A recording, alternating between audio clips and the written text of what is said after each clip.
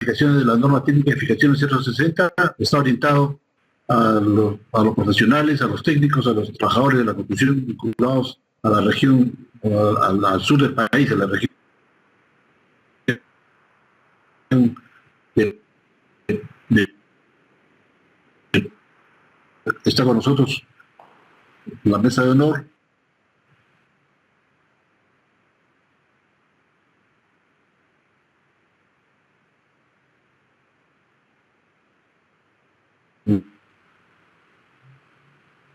Este es un foro que tiene una hora y media de la exposición central y media hora de preguntas ser generadas por los propios participantes del foro, los ingenieros profesionales que están como participantes en el foro, pueden de manera directa, ya sea a los panelistas como al expositor central, dirigir sus preguntas, sus observaciones, sus comentarios vinculados a la presentación de esta norma. Esperemos que puedan incorporarse también algunos colegas del Colegio de Ingenieros de la región Puno para integrar el panel de preguntas. Sin embargo, si no fuera así, las preguntas saldrán directamente desde los participantes. Para dar inicio a este importante foro de difusión de normas técnicas de edificaciones E060 concreto armado, le vamos a dar la palabra al licenciado Marco Aníbal Sea Monroe, a fin de que dé la palabra de inauguración de este foro. Licenciado Marco Sea tiene la palabra. Muchísimas gracias. ¿Sí me escucha, sí? Perfecto, fuerte y claro. Ok, gracias. Bueno, dentro de las actividades que tiene el Servicio Nacional de Capacitación para la Industria de la Construcción, SENCICO, en esta oportunidad tenemos el foro virtual Reto y aplicación de la norma técnica de edificación E060, concreto armado. En esta oportunidad tenemos como conferencista al ingeniero Luis Vargas Rodríguez. Él es miembro del Comité Técnico de la norma E60, concreto armado. También es docente principal de la Universidad Nacional de Ingeniería. Entonces, con esta presentación hago propicio el agradecimiento de SENCICO por tener que ampliar a todos los participantes o refrescar a muchos también los conocimientos sobre esta norma técnica. Esperemos de que todo este conglomerado de foro virtual en esta oportunidad sea en beneficio siempre de los profesionales de la construcción civil y también de los técnicos que se dedican a esta actividad. Para no demorar un poco más en este foro, entonces lo presentamos al ingeniero Luis Vargas Rodríguez, conferencista en esta oportunidad. Gracias. Muchísimas gracias, licenciado Marco Aníbal Sea Monroe, gerente de SENCICO Puno, por las palabras de bienvenida a este foro. Y como bien ha hecho, sin más preámbulos, vamos a invitar a nuestro expositor central, el ingeniero Luis Vargas Rodríguez. Él es docente principal de la Universidad Nacional de Ingeniería, miembro de varios comités técnicos, entre ellos el Comité Técnico de la norma E060, concreto armado, un docente investigador, un experimentado ingeniero estructural con muchísimos años de experiencia. Tenemos la oportunidad de escucharlos en esta noche para poder ver cuáles son los retos y cuáles son las aplicaciones más importantes que ha establecido la nueva norma vigente E060 concreto armado. Sin más preámbulos, le doy la palabra al ingeniero Luis Vargas Rodríguez para que empiece su disertación. Ingeniero Vargas, tiene la palabra. Muchas gracias. Buenas tardes. Vamos a dar inicio a nuestra exposición acerca de las innovaciones en la norma técnica de edificaciones de concreto armado.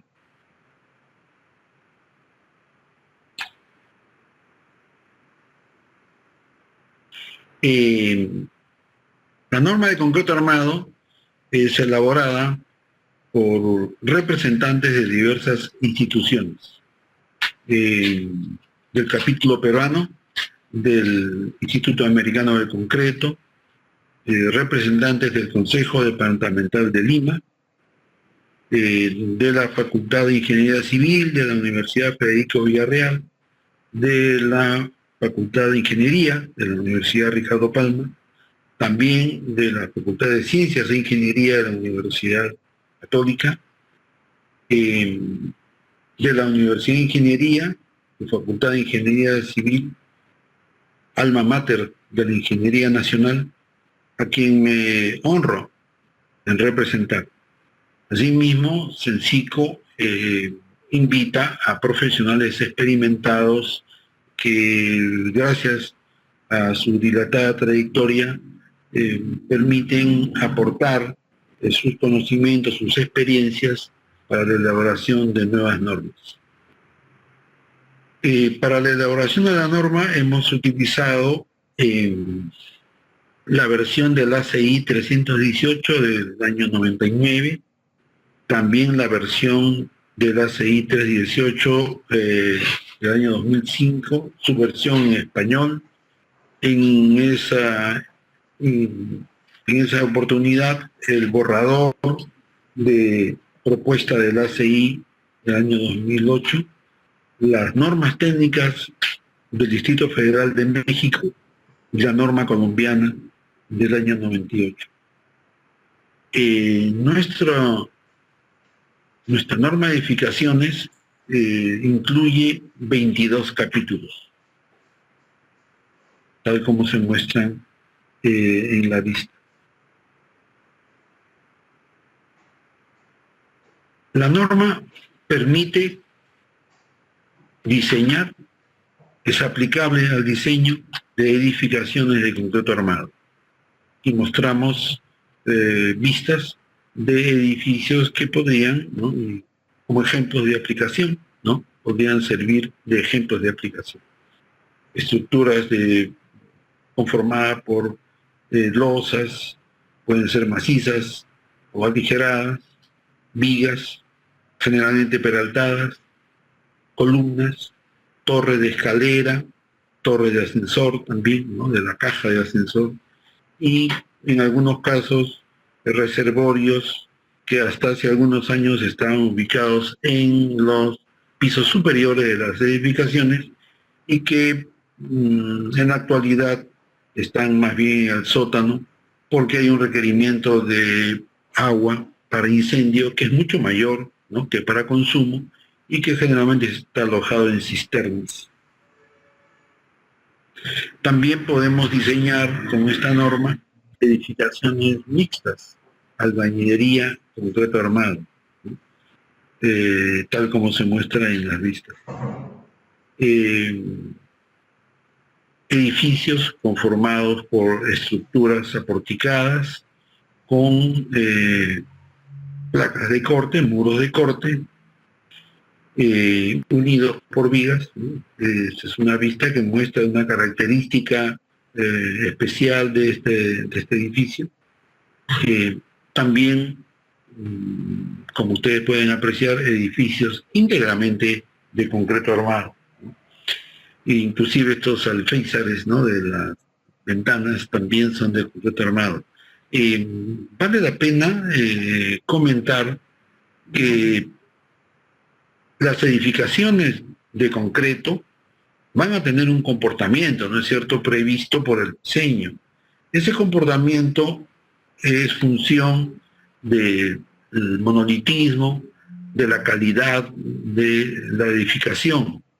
En este caso, como ustedes pueden apreciar, ha habido defectos en el vaciado de concreto, ¿no?, al vaciar muros, como es el caso que se está mostrando, de pisos consecutivos, y en la superficie inferior de unión entre un muro y el subsiguiente han habido defectos en el vaciado, que son defectos que difícilmente pueden subsanarse.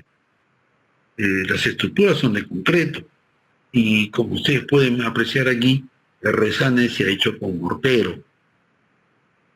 Tanto así que el color, ¿no?, del mortero y del concreto se diferencian claramente, y esto ha sido frecuente en muchas de las uniones. Entonces, la calidad de la mano de obra, la calidad de los ingenieros responsables de las edificaciones es un requerimiento también para conseguir un funcionamiento adecuado, fruto de la aplicación de la norma. Otro caso de edificación íntegramente de concreto armado. Aquí se ven operarios que están resanando, ¿no es cierto?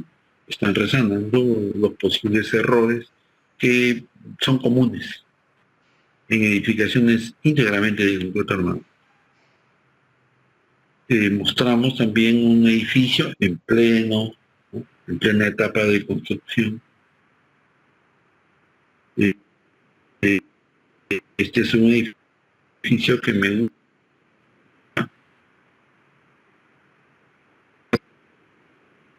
San Isidro, y como se puede observar, aquí señalo, subrayo, hay una arista, ¿no?, interior del edificio. Entonces esto nos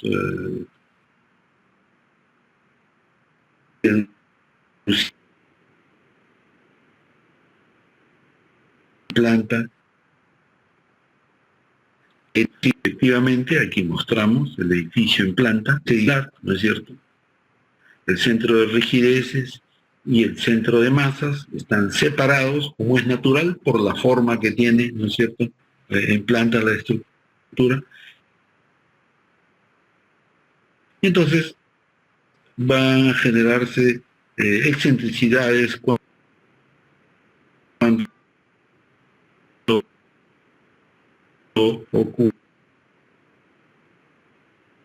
ocurran todo el eje X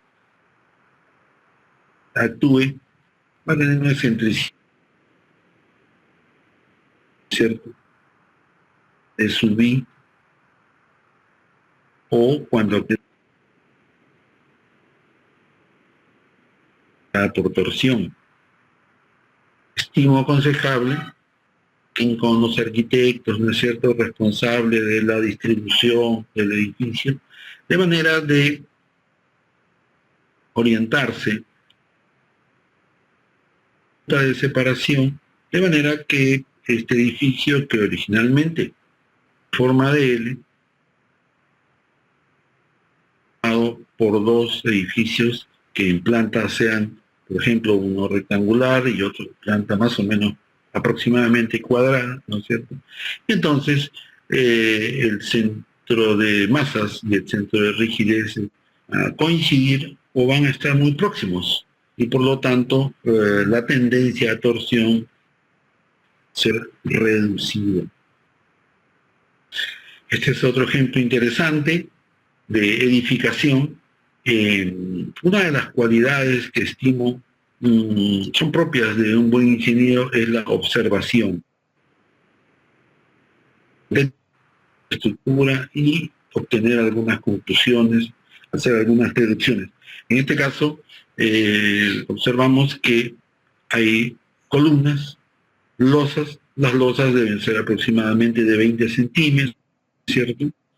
Esta es una edificación, este debe ser el segundo o tercer piso de edificación, y este edificio no cuenta con vigas peraltadas.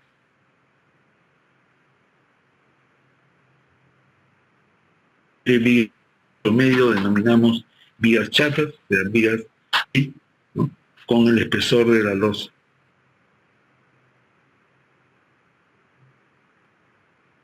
Como señalé al inicio, las modificaciones, mejoras en la norma son diversas, y solamente vamos a hacer énfasis en las innovaciones.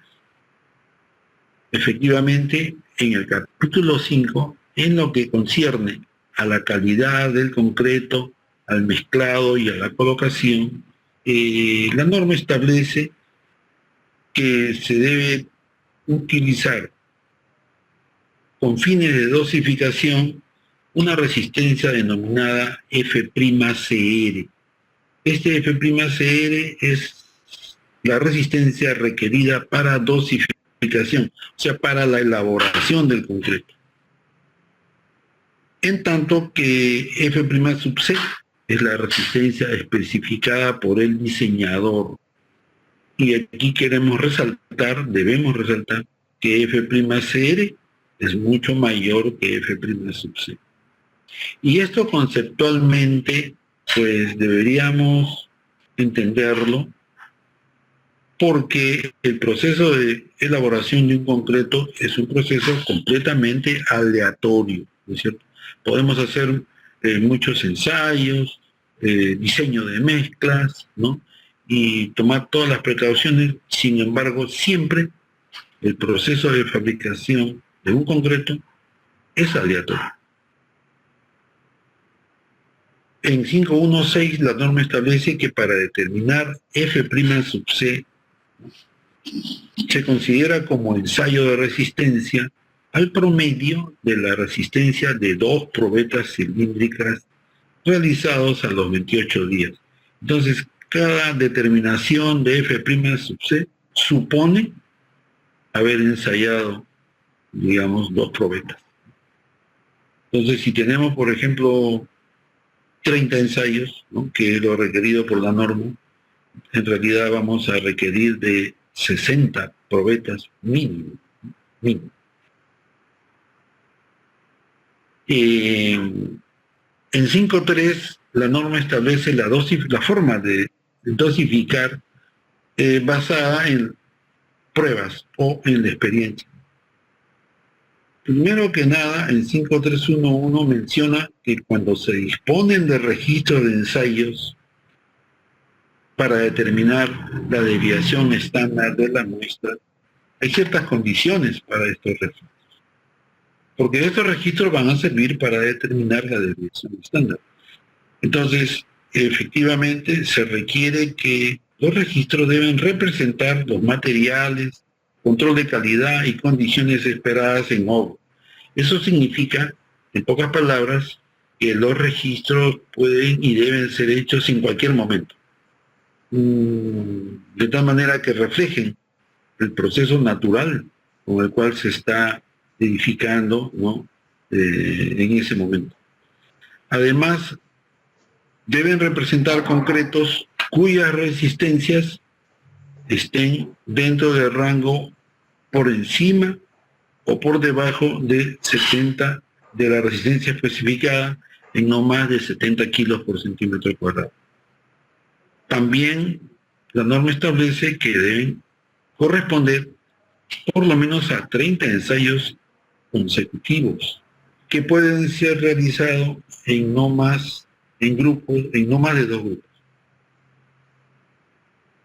Presentamos la expresión analítica para determinar la desviación estándar, ¿no?, que ya es algo que está establecido, ¿no es cierto?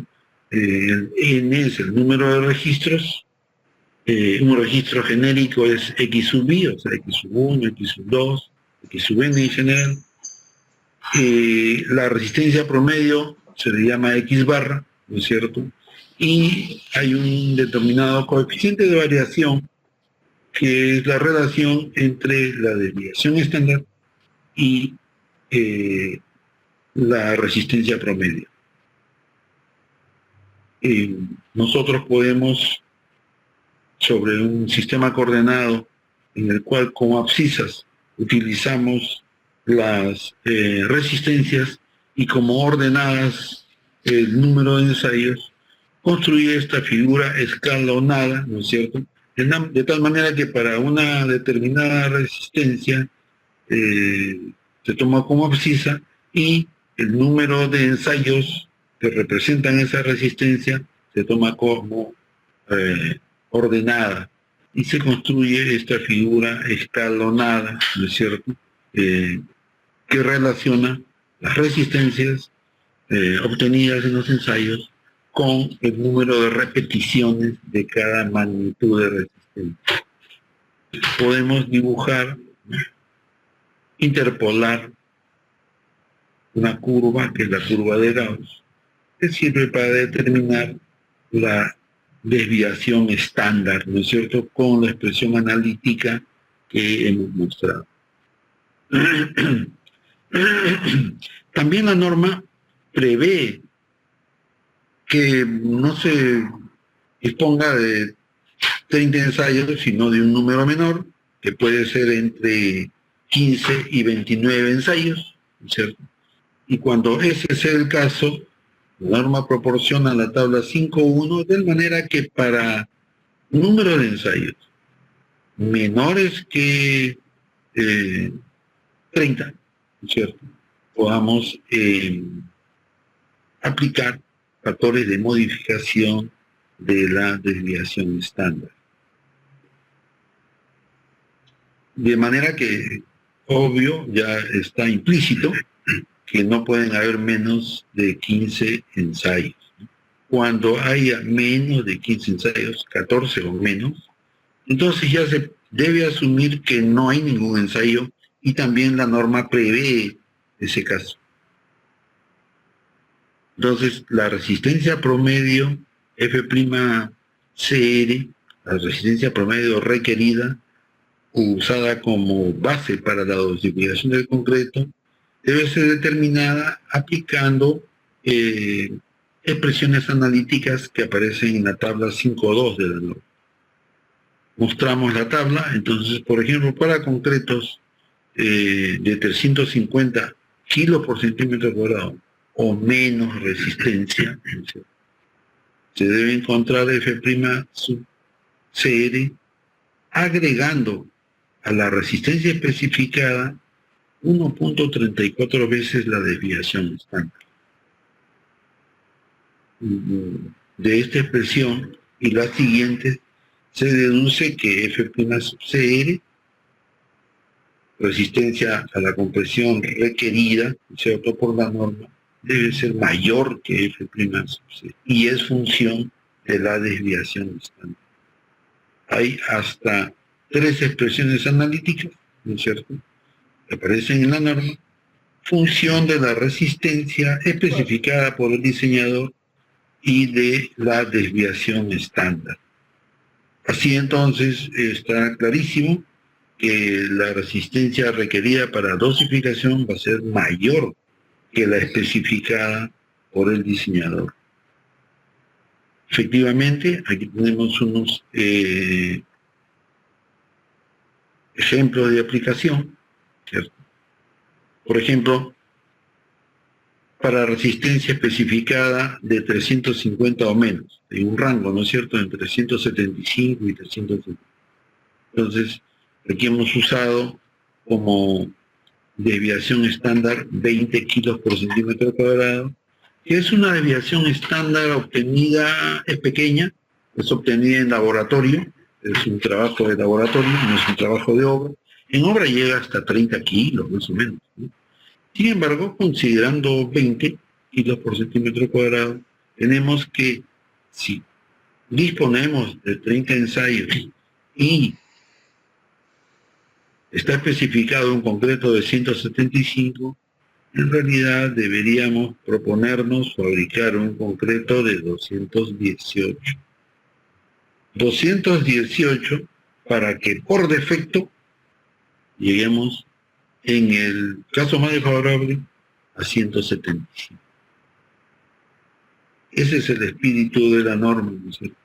Especificar, indicar magnitudes de F'CR mayores, de manera que por defecto consigamos, en el caso más desfavorable, satisfacer las resistencias especificadas.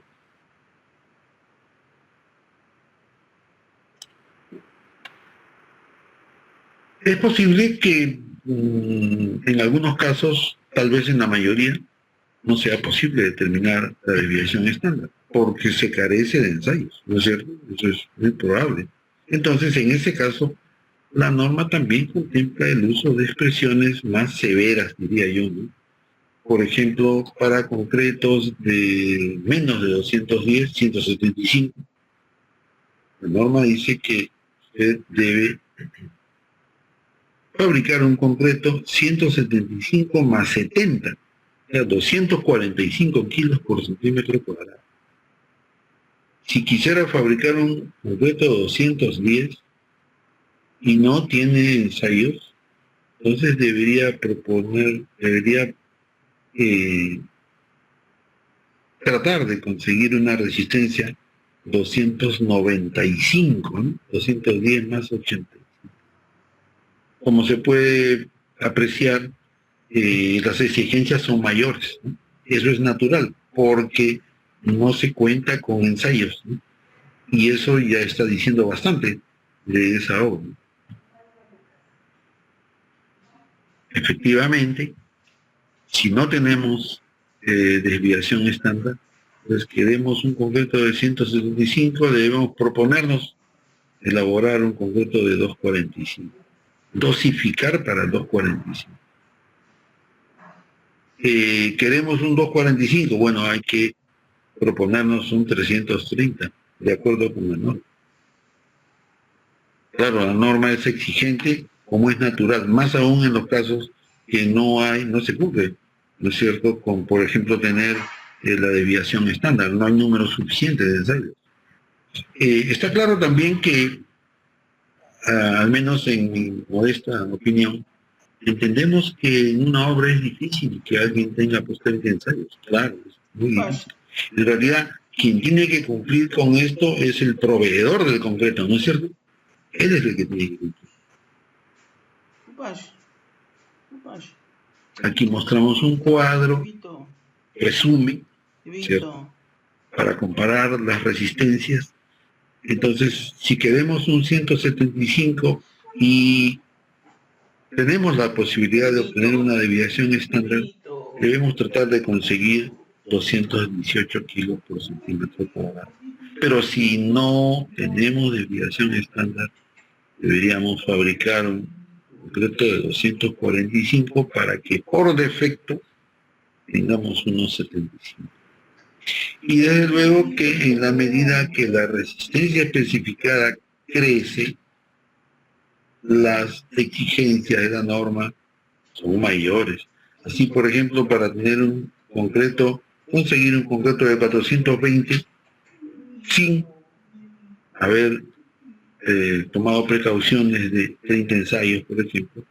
Entonces, en ese caso, estamos comprometidos a elaborar un concreto de 512 kilos por centímetro cuadrado. Es bien alto, ¿no? Altísimo. Bien, también la norma muestra algunos requerimientos para considerar que un concreto es satisfactorio. La norma dice que el promedio de 3 ensayos consecutivos tendrá que ser igual o mayor que F' sub C. También dice que todo resultado de ensayos en exceso o en defecto con respecto a F' deben cumplir. Por ejemplo, si se encuentra en defecto, este defecto debe ser menor que 35 kilos por centímetro cuadrado, ¿no es cierto? Todo resultado de ensayo que se quiera tener en cuenta. Si el concreto, la resistencia especificada es mayor que 350 kilos, entonces, en ese caso, este exceso, ¿no?, debe ser menor que el 10% de F'.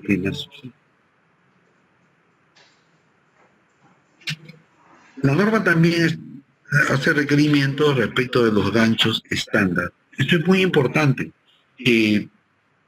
Todos sabemos que, al menos en nuestro medio, en Perú, pues el doblado, la fabricación de grapas o de estribos está confiada a los fierreros, ¿no es cierto?, a los fierreros. La norma dice que los ganchos estándar deben tener por lo menos una longitud de 4 diámetros de cada barra y no menos de 6,5 centímetros, ¿cierto? cuando el gancho está doblado a 180 grados. Si el gancho está doblado a 90 grados, esta zona recta, después de doblado, mínimo, debe tener una longitud de 12 veces el diámetro de la barra. Y también contempla el caso de estribos con doblez a 90 grados. Porque tenemos las dos opciones, ¿no? De doblar a 90 grados o doblar a 135 grados. Se establecen estas longitudes. Mucho cuidado con ello, mucho cuidado. También para grapas, ¿es cierto? Y aún para grapas cuyos diámetros sean mayores a 5 octavos y estribos cuyos diámetros sean mayores de 5 octavos. Claro, estribos de más de 5 octavos sí se usan en vigas de grandes dimensiones y que soportan, por supuesto, grandes cargas. También la norma establece el diámetro de doblado, que es muy importante, ¿no? El diámetro de doblado está establecido por la norma. El diámetro de doblado va a influir en las longitudes de anclaje. Muy importante, muy importante. Hay publicaciones, por ejemplo, en Nueva Zelanda, ustedes, asumo que muchos de ustedes están familiarizados y saben que la influencia de Nueva Zelanda en la elaboración de las normas es muy grande en estas épocas, ¿no es cierto?, en las épocas actuales. Bueno, allí ellos, para garantizar los diámetros doblados, la longitud, ¿no es cierto?, del doblez, han proporcionado, obsequiado a las empresas constructoras herramientas para doblar las varillas, de manera que así eduquen a los fierreros para que efectúen un doblado correcto. Efectivamente,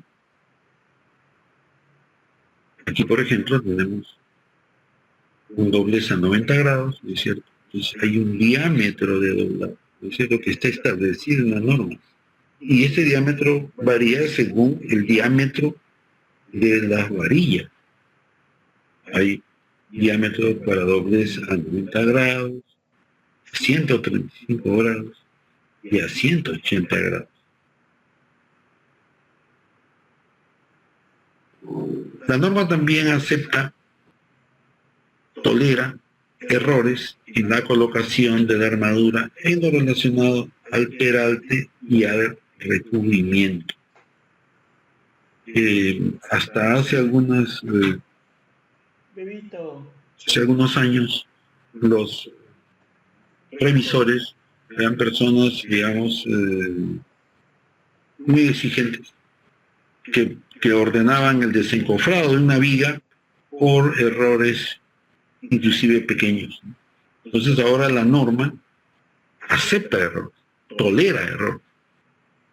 Por ejemplo, en la altura útil para elementos de cuya altura útil o sea, menos de 20 centímetros, acepta hasta 1 centímetro de error en la altura útil. Y consecuentemente en el recubrimiento, acepta. Pero ya se acabaron los tiempos en que un supervisor podía hacer desarmar, ¿no?, el encofrado de una viga o de una columna por errores, digamos, pequeños, ¿no? Como decir pequeños significaría que estén dentro de las tolerancias actualmente aceptadas.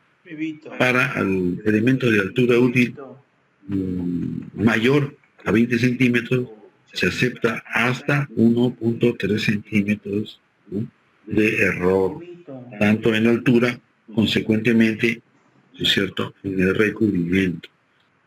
Durante esta reunión vamos a ver también en qué forma es que la norma está previendo este tipo de errores.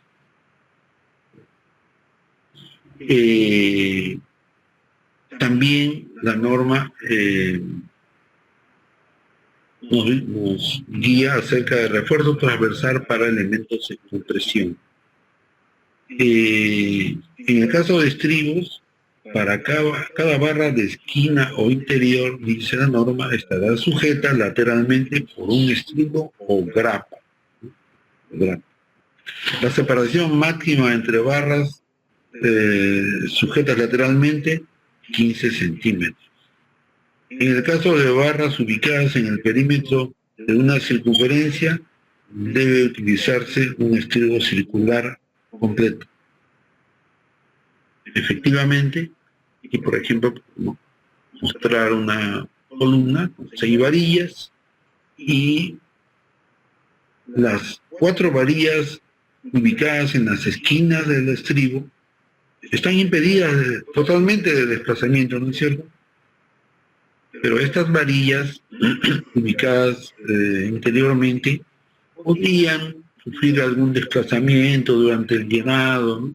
o también haber un error de colocación, y sin embargo no se requiere colocar aquí una grapa, siempre y cuando esta distancia libre sea menor o a lo más igual a 15 centímetros. Si esta distancia es mayor de 15 centímetros, deberá colocar una grapa. Similarmente, aquí tenemos una columna de mayores dimensiones, ¿no es cierto?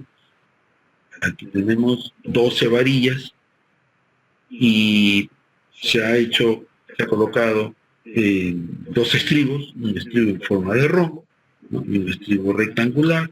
Entonces, las varillas ubicadas en las esquinas están completamente restringidas, ¿cierto? En las esquinas del rombo o en las esquinas del rectángulo. Hay 4 varillas que no están totalmente restringidas y que podrían tener movimientos, ¿no es cierto?, a lo largo de la superficie del estribo. Entonces, la norma nos dice que esta separación debe ser no más de 15 centímetros libre, ¿no? Libre. Si esta separación es mayor, nos vemos obligados a colocar una grapa.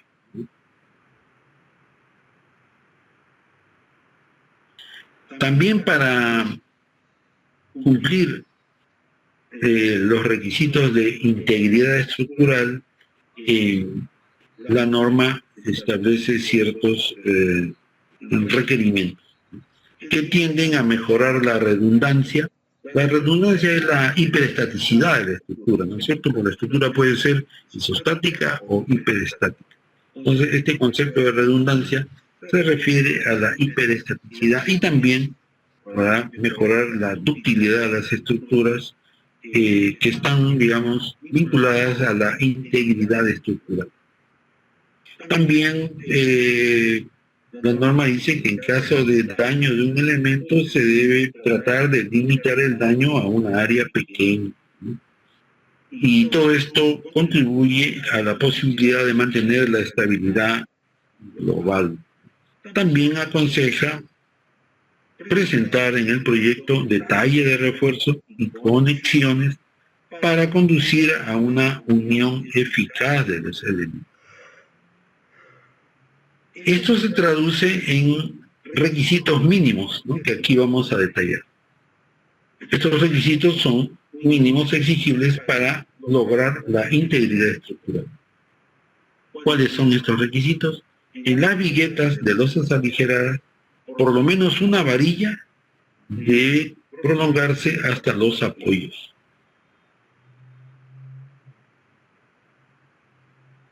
Hablando de las barras positivas. En vigas ubicadas en el perímetro, se debe colocar refuerzo continuo a todo lo largo de la viga, En el caso de refuerzo negativo, por lo menos un sexto del refuerzo negativo debe prolongarse a todo lo largo. En el caso de refuerzo positivo, por lo menos un cuarto del refuerzo positivo debe prolongarse a todo lo largo de la viga. La norma aconseja que los traslapes de barras de acero negativas estén ubicadas en las inmediaciones o en la mitad de la luz. También aconseja que los traslapes de barras positivas estén cerca del apoyo o sobre el apoyo. Evidentemente que estas recomendaciones están basadas en estos conceptos de positivo, negativo, positivo, negativo. Entonces, veamos. En el diseño, como todos sabemos, hay momentos denominados negativos y momentos positivos, que son ubicables en un diagrama de momentos vectores. Entonces la norma lo que está diciendo es, estas áreas de acero que satisfacen el requerimiento de momentos negativos deben prolongarse a todo lo largo de la vida. Efectivamente hay una zona en que no hay momentos negativos, pero la norma dice prolongue usted, aun cuando no haya momentos negativos, prolongue por lo menos un sexto de esta área. Naturalmente que los momentos negativos no tendrían por qué ser iguales. Entonces, si estas áreas de acero fueran diferentes, se tomaría la mayor, un sexto de la mayor. En el caso de momentos positivos, la norma nos aconseja que prolonguemos hasta los apoyos por lo menos un cuarto del área de acero, es decir, máxima área positiva, consecuencia del diseño.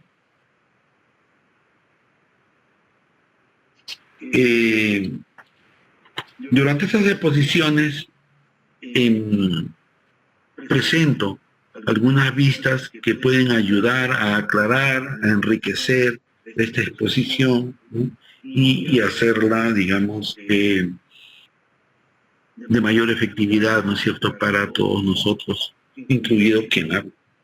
Entonces, esta es una vista de una edificación en provincia, ¿no?, respecto de Lima, y aquí mostramos un acercamiento de la misma vista. Y los invito a observar, miren, evidentemente aquí deben haber vigas, ¿no es cierto?, perimétricas, ¿no? Están en el perímetro de la edificación. Claro, también hay columnas. Estamos viendo el caso de vigas. De vigas. Confiamos en que las haya, ¿no es cierto? Pero aquí, por ejemplo, han prescindido de la viga. O sea, la viga, sorpresivamente, termina la viga y no continúa. La norma dice que esta viga debe ser perimétrica, o sea, debe salvar esta luz también y unir estos dos elementos. Debe haber ahí una viga. Que haya una viga no quiere decir que necesariamente haya techo, ¿no es cierto? Pero el techo puede estar en esta zona y aquí no, pero la viga sí debe. Debe estar a todo lugar. Debe verse esa viga. Es otra vista lejana.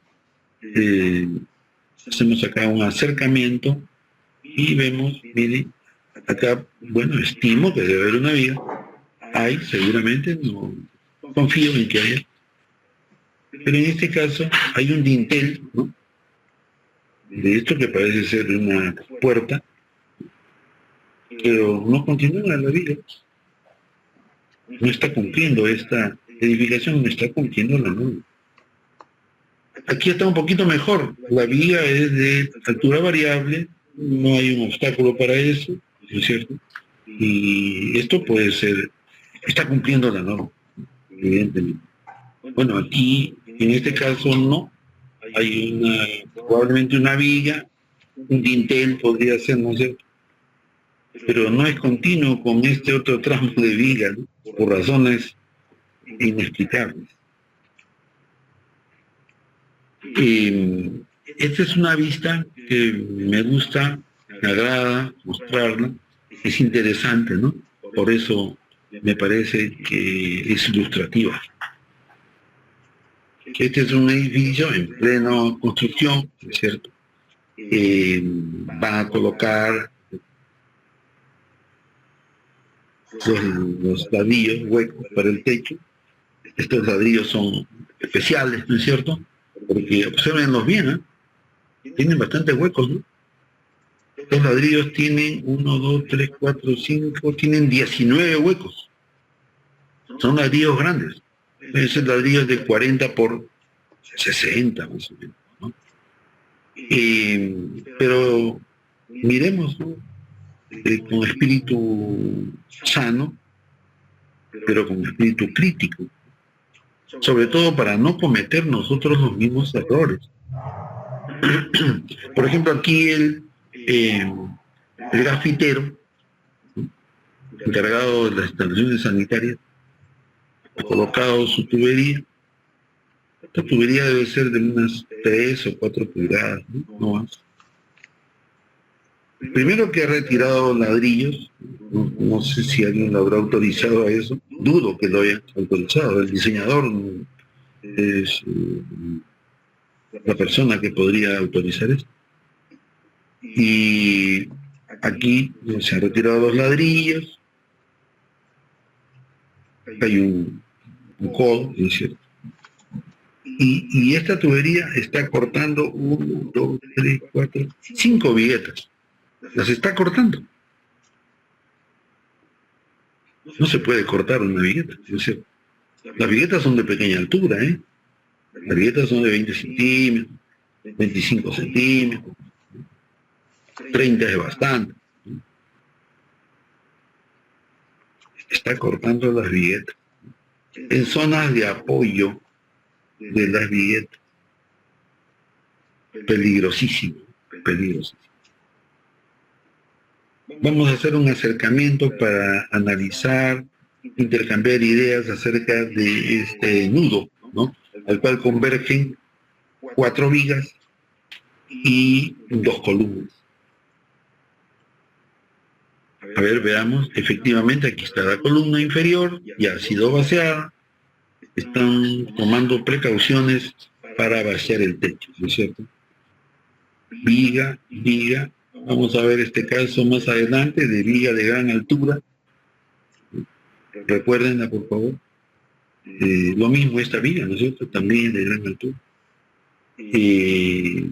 La columna cambia de dimensiones, en una dimensión, y en el siguiente piso otras dimensiones transversales. Por esa razón, alguna de estas varillas no continúan.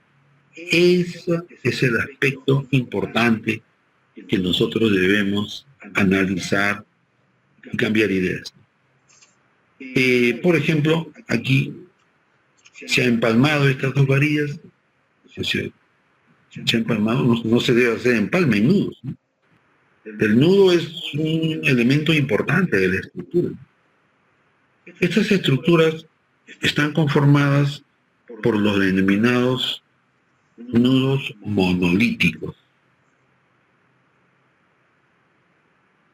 Monolíticos. Los dados son paralelepípedos, macizos, no emiten rajaduras, están solicitados por esfuerzos importantes, brindan continuidad a la estructura. Las varillas deben anclar dentro del nudo. O sea, aquí vemos una varilla que entra al nudo efectivamente, pero a cierta altura dobla. Aquí el anclaje de las varillas está confiado al fierrero.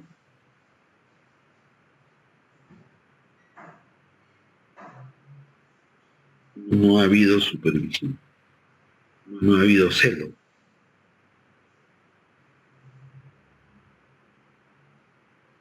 Hay varillas que terminan aquí en punta, miren qué horror, debería de doblar. Las varillas no pueden terminar en punta, ¿no es cierto? Porque si terminaran en punta, necesitarían una longitud de desarrollo mucho más grande que el nudo, obvio, ¿no? Mucho más grande que el nudo. Probablemente no haya nudo, ¿no?, que sea hecho para varillas rectas. Las varillas deben doblar en los diámetros que ya hemos visto, ¿no es cierto? Porque con esos diámetros es que las varillas van a poder desarrollar que les corresponde, de acuerdo con su diámetro, ¿cierto? Y con su ubicación. Bien, en lo posible vamos a mostrar algunos casos y en lo posible también vamos a brindar soluciones. Esta es una vista en elevación de empalme, ¿no?, que tiene por finalidad detallar el empalme de refuerzo en columnas. Entonces, por ejemplo, esta varilla puede pasar, ¿cierto?, si coincide pues esta cara con la siguiente del piso n+1. Pero esta varilla no puede pasar, porque la columna del piso siguiente es de menor dimensión. Entonces esta varilla debe anclarse dentro del nudo y tener una longitud de desarrollo dentro del nudo. Y luego doblar a 90 grados en las longitudes que ya hemos mencionado. En el siguiente piso podría haber una varilla como esta. Entonces esta varilla debe desarrollar también toda su adherencia dentro del nudo y debe prolongarse por debajo del nudo, porque esta varilla es muy importante, ¿no es cierto? Es muy importante. Y nos preocupa que la varilla pueda desarrollar toda su fuerza. Y para que desarrolle su fuerza, debe tener una longitud de desarrollo. Es simple eso. Podría darse el caso que las dimensiones de una columna y de la misma columna en el piso siguiente permitan hacer este doblado, ¿no? Eso es posible, siempre y cuando esta inclinación no supere a 1 en 6. Solamente si es 1 en 6 o menos, ¿no es cierto?, entonces podría hacer esta operación que le llaman, los guerreros le dicen grifar, ¿no? Ellos le llaman grifar las varillas. Eso es posible, es admisible, siempre y cuando esta inclinación supere a 1 en 6. En el caso que superara, entonces hay que aplicar la solución anterior, ¿no?, la solución que hemos mostrado en la vista anterior. Aquí, ¿no?, quien habla está observando una vivienda en Tambo de Mora.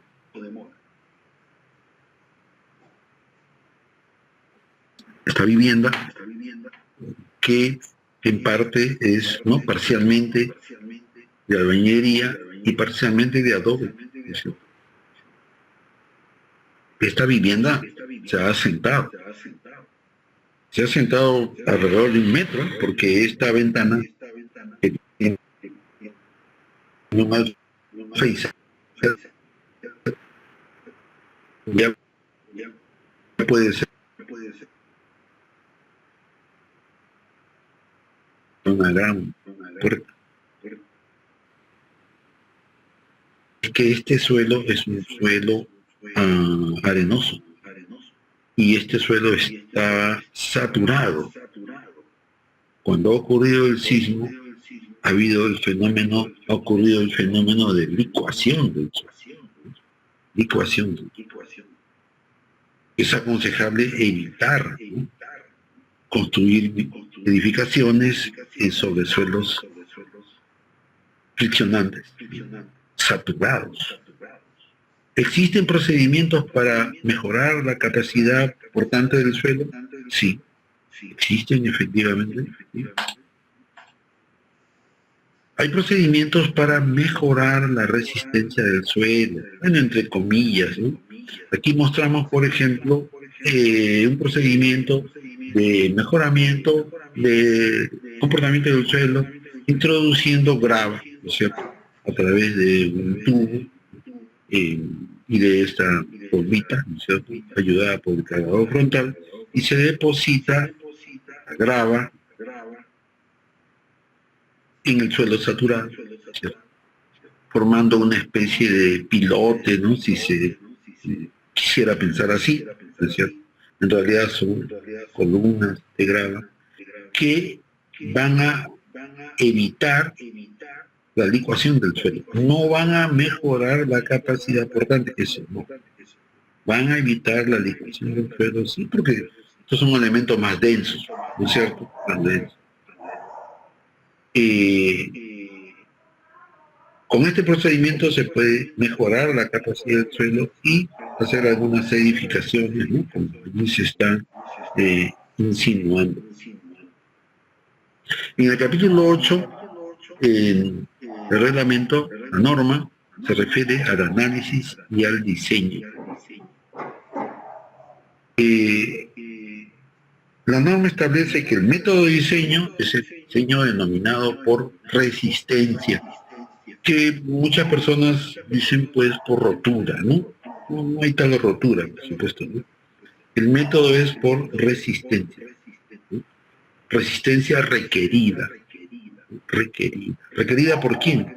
Por la norma, ¿no? Por la norma.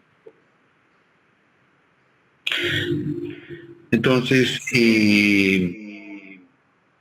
RN, esta resistencia, por ejemplo, al cortante, a la fricción, a la carga axial, ¿cierto? Esta resistencia siempre está afectada de un factor phi, que es menor que la unidad, y por eso se denomina factor de la resistencia, ¿no? Factor de reducción, porque es menor que la unidad en todos los casos. Y este producto phi RN se le denomina resistencia de diseño, resistencia de diseño. Y esta resistencia de diseño debe ser igual o mayor que la resistencia requerida. ¿Requerida por quién? Por la norma, ¿no? También en 8.2, nuestra norma nos compromete a recordar que debemos usar, para determinar las cargas, debemos usar la norma de carga.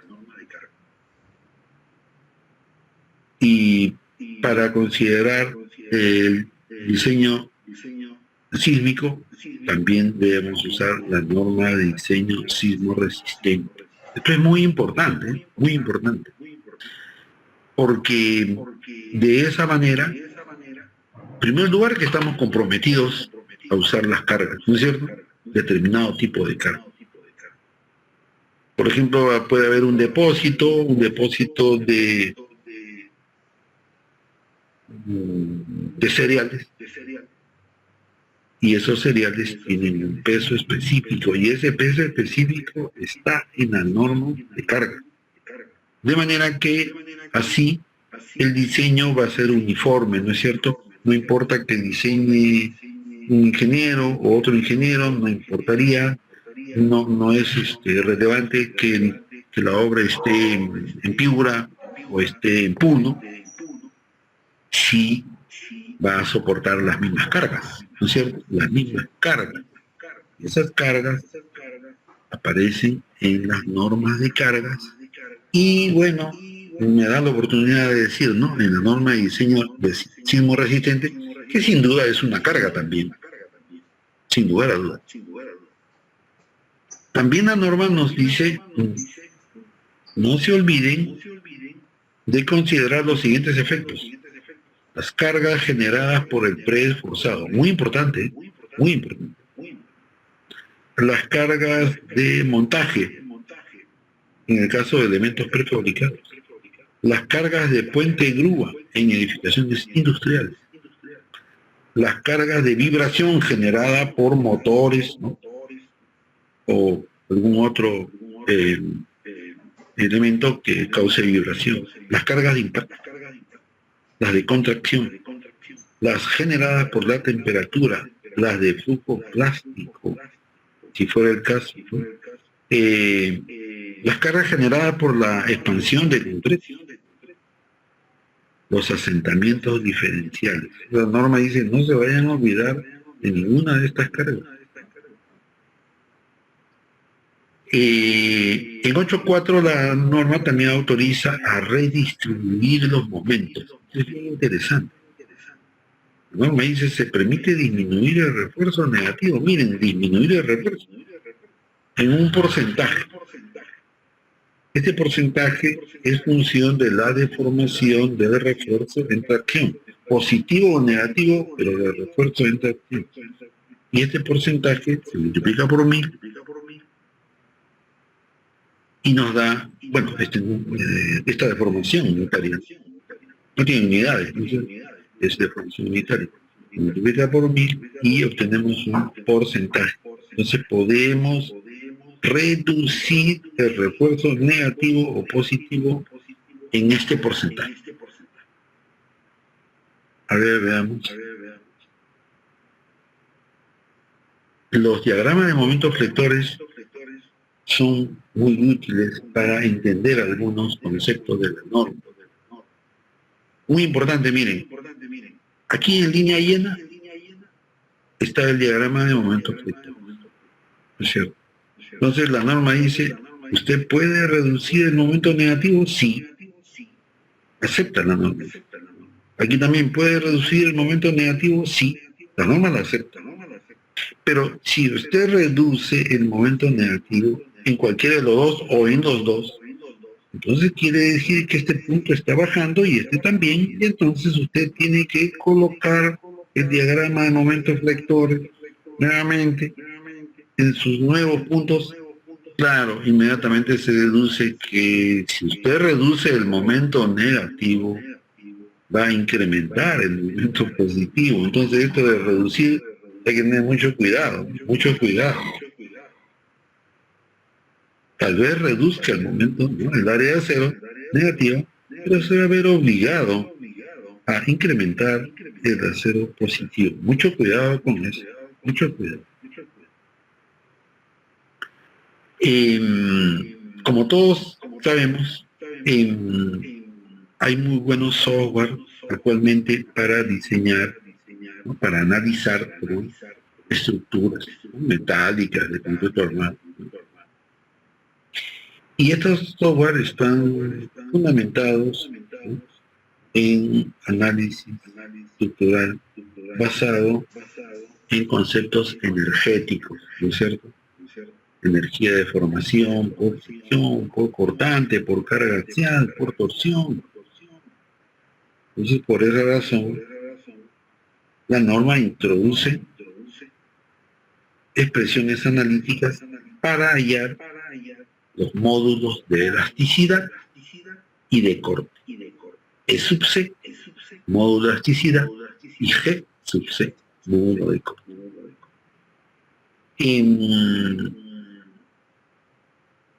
Nos brinda la norma una expresión analítica, ¿cierto?, para hallar el módulo de elasticidad del concreto.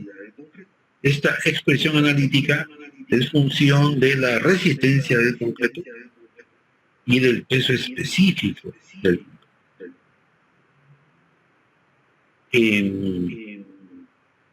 Al comienzo, ¿no?, de esta exposición, en la presentación, el ingeniero Amado tuvo la gentileza de mencionar que el diseño en la Universidad de Ingeniería, sí, efectivamente, y a mis estudiantes, mis alumnos, les digo que eviten referirse a estas expresiones como fórmulas, ¿no? Fórmulas. No me agrada esa denominación. Yo pienso que son expresiones analíticas. Fórmulas son otra cosa, ¿no? Entonces, esta expresión analítica permite hallar el módulo de elasticidad del concreto basado en el conocimiento del peso específico del concreto y de la resistencia. En nuestro medio, el concreto tiene un peso medio, ¿no?, promedio, de 2.300 kilos por metro cúbico. Entonces, reemplazar en la expresión anterior 2.300 nos conduce a esta expresión simple, ¿no?, 15.000 veces raíz de F'. También la norma dice que basados en el módulo de elasticidad de concreto podríamos hallar el módulo de corte, ¿no? El módulo de corte como una fracción, ¿no? Como una fracción del módulo de elasticidad. En lo que se refiere a rigidez, porque así como ustedes saben, ¿verdad?, que se utiliza E y se utiliza I, ¿no? E es el módulo de elasticidad y I es el momento de inercia, ¿no es cierto?, que conduce a la rigidez. Entonces, en la norma, en 8.6, en el párrafo 8.6, sugiere que se permiten adoptar hipótesis razonables para calcular las rigideces relativas, ¿no?, por flexión y torsión de columnas, muros y sistemas de entrepiso. Claro, ahora con un software no tendría por qué ser relativa, no necesaria. También nos dice que las cartelas, ¿no?, deben ser consideradas en el análisis y diseño de elementos de sección variable. Las cartelas son zonas, ¿no?, de la longitud de vigas o columnas en las cuales la sección es variable. Aquí, por ejemplo, mostramos, es un pórtico, ¿no es cierto? Tiene una viga pegada en 2 columnas, y la viga tiene esta zona en donde la altura de la viga varía. Aquí también tiene una zona donde la altura de la viga varía. Esta variación de la altura de la viga está vinculada a los momentos vectores, que en los apoyos son negativos y que generalmente son mayores que los momentos positivos. Entonces, para luces importantes de pórticos, conduce a que en algunos casos, pues la viga requiera de incrementar, ¿no?, la altura de la viga, y a este incremento, esta zona en la cual la altura de la viga varía, generalmente linealmente, podría ser parabólicamente también, ¿no es cierto?, pues se le llama cartela. Claro, lineal es más fácil construir, ¿no es cierto? Parabólicamente, bueno, ya requiere que el encofrador, pues, sepa un poquito más, ¿no es cierto?, o esté, digamos, acompañado, ¿no?, cercanamente por un ingeniero residente, el cual le va a explicar cómo va a ser la cartela, si esta es lineal o parabólica. También la norma nos habla de la longitud del vano, ¿no?, para efectos de diseño. En el caso de pórticos, se usa la distancia entre ejes de los apoyos. Cuando los elementos cuyo vano queremos determinar sean monolíticos con los apoyos, entonces se utiliza la luz libre más el peralte, ¿no?, la altura. Puede ser una losa aligerada, una losa maciza, una viga, sin exceder la distancia entre ejes de apoyos. Claro, es absurdo una distancia mayor que la distancia entre apoyos, absurdo, ¿no es cierto?, completamente absurdo. Efectivamente, tenemos, por ejemplo, que es un pórtico, entonces, luz de cálculo, la luz entre ejes, ¿no es cierto? Pero si, por ejemplo, esta viga o losa está apoyada en un muro de albañería, no hay continuidad, ¿no es cierto?, entre estos dos elementos, entonces, la luz de cálculo va a ser luz libre más el peralte, ahí está, más aquí, o la luz entre ejes. Y como ustedes pueden ver, sería absurdo tomar una luz mayor que la luz entre ejes. Esta es una vista interesante, les estimo, ¿no?, en nuestra opinión, que es una vista interesante, se le ve bien trabajada, las varillas, ¿no?, tanto de vigas como de columnas, los estribos, ¿cierto?, están bien dispuestos, no puedo decir más, no conozco el diseño, pero me parece que están bien elaborados estos elementos. Bueno, aquí por los resultados, realmente, pues esto deja mucho que desear. estructura se han maltratado mucho los nudos, ¿no? Miren, se han maltratado mucho los nudos, demasiado. Aquí ya el nudo no existe, los nudos rajados, no han sido bien elaborada la estructura. Este es otro caso interesante que les traigo de una estructura en la ciudad de Ica, ¿no? En una universidad de la ciudad de Ica, luego del sismo del año 2007.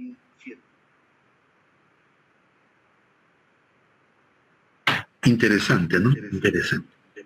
No es lo menos que puedo decir, ¿no es cierto? Interesante. Claro, hay errores, desde luego, ¿no? Resulta que esta estructura, bueno, es una estructura importante, está apoyada en columnas y por fines arquitectónicos, la ventana, pues la ventana es más pequeña que la luz libre, ¿no es cierto?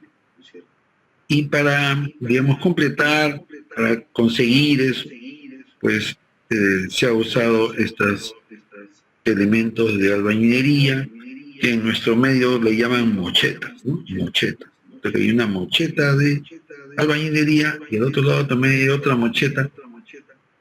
Bueno, estas mochetas, como ustedes se imaginan, pues incrementan la longitud del elemento, ¿no es cierto? O sea, su momento de inercia. El E también lo cambian porque el E es mixto. Porque hay un E del concreto y otro E de la albañilería. Y se han generado fuerzas por el sismo, fuerzas horizontales. Se ha agrietado el elemento.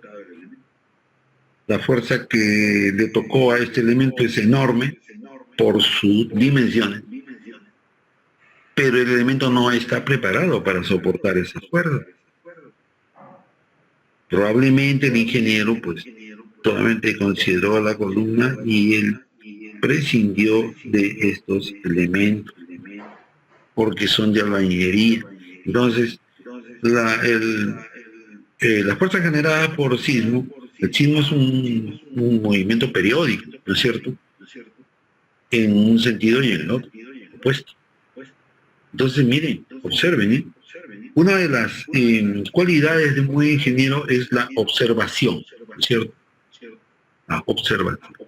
Entonces, efectivamente, miren, una grieta, observen, la grieta, empieza ahí en esa esquina, ¿eh? Ahí está. Atraviesa la columna, sigue en la albañilería y termina aquí en la esquina del alféizar. Bueno, donde debe terminar. Luego, cuando el sismo cambia de sentido, ¿no? La fuerza generada por el sismo, entonces la grieta empieza allá arriba, atraviesa la albañilería, atraviesa la pobre columna y termina allí. Una X perfecta, ¿no? Aquí se generan unas tracciones, ¿no? En esta superficie, ¿no es cierto? Generadas por el corte. Vamos a verlo. Este es el caso, ¿no es cierto? Este es el caso. La edificación tiene su columna, bueno, su cimentación, zapatas, cimientos corridos sobre cimientos, columna, viga, la columna del siguiente nivel. Por razones arquitectónicas, el vano no llega a la columna, por razones arquitectónicas. Y entonces han completado, ¿no? Para decirlo con palabras sencillas, una mocheta de albañilería y otra mocheta de albañilería.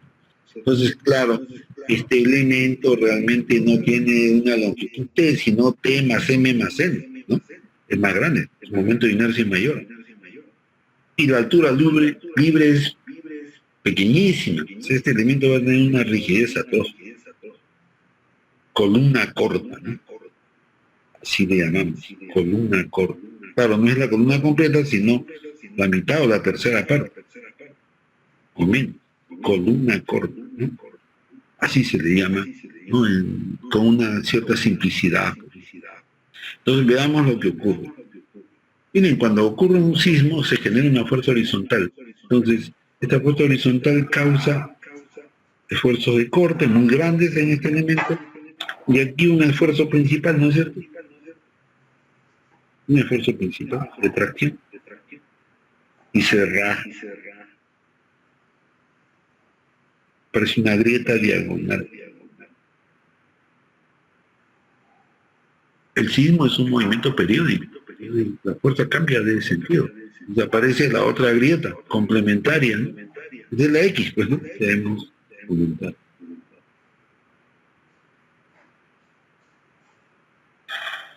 Bien, aconsejamos que cuando se presenten estas cosas, ¿no? Estos casos, entonces, estimo que la arquitectura debe ser respetada, ¿no es cierto? En muchos casos, la arquitectura, el diseño arquitectónico es un desafío para el ingeniero estructural, ¿eh? Se convierte en un desafío, ¿sí? Entonces, es aconsejable no hacer mochetas pues, de albañilería, ¿no? Sino hacerlas de concreto, o sea, hacer todo un elemento de concreto urbano, todo, y respetar la albañilería y el vano, ¿no es cierto? Y luego aquí hacerle una junta para que esta albañilería no restrinja el desplazamiento del elemento con una placa, ¿no es cierto? Y también, claro, la albañilería tener sus propios elementos de confinamiento, por supuesto, ¿no?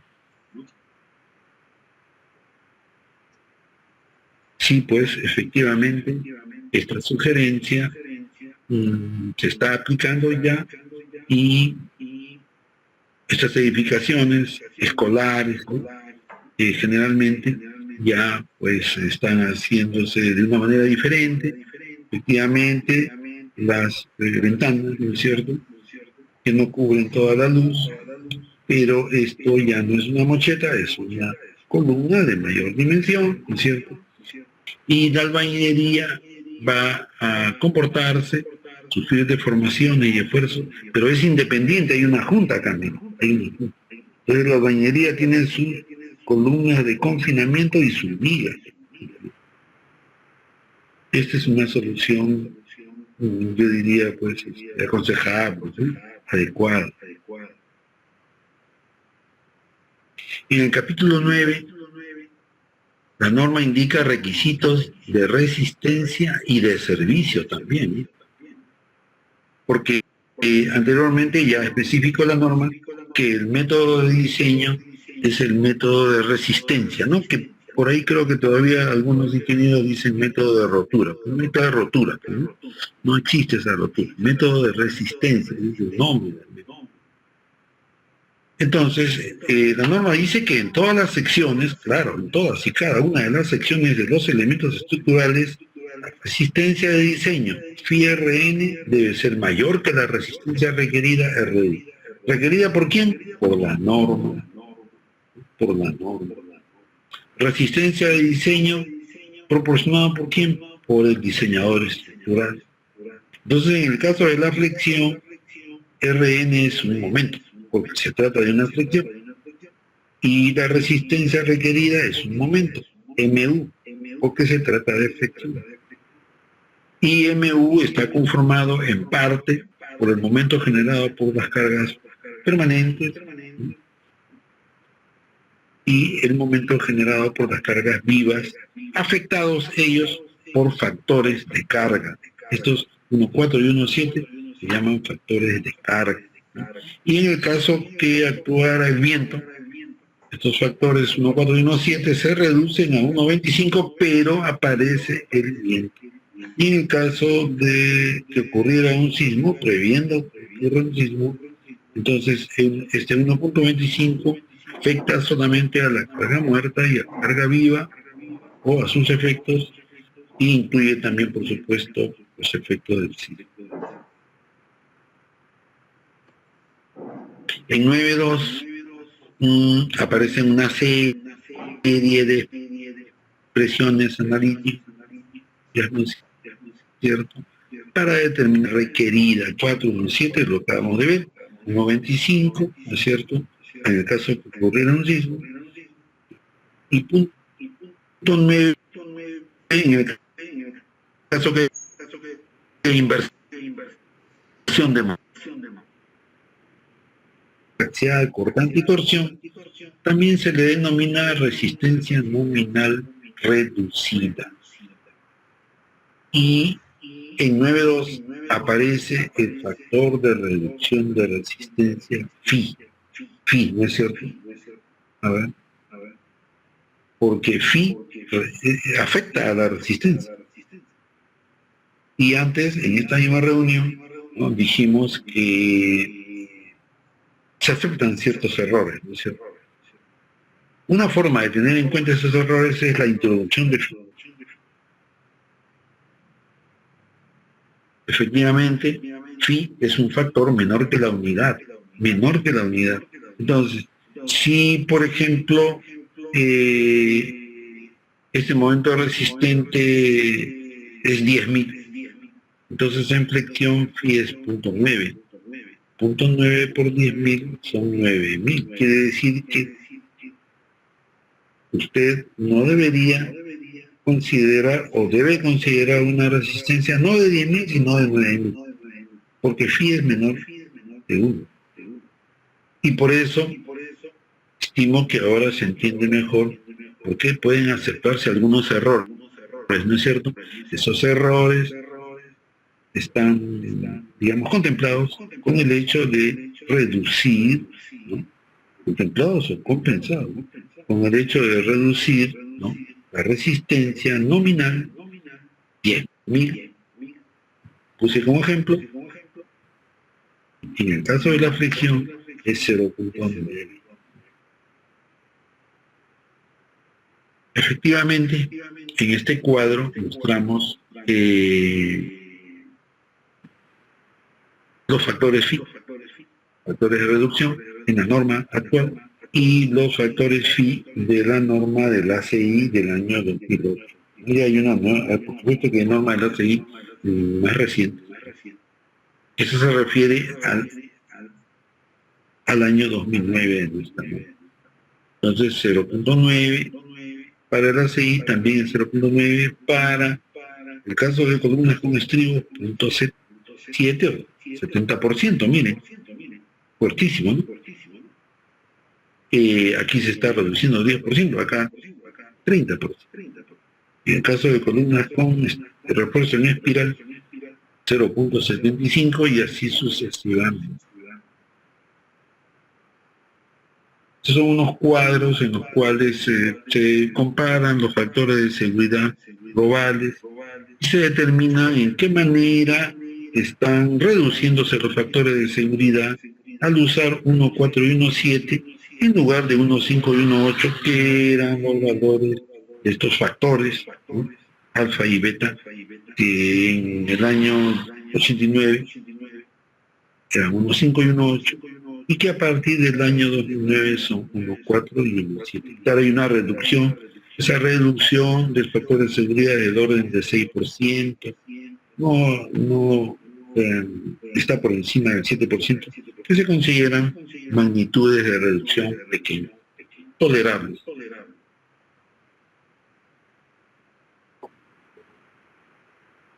Otras comparaciones.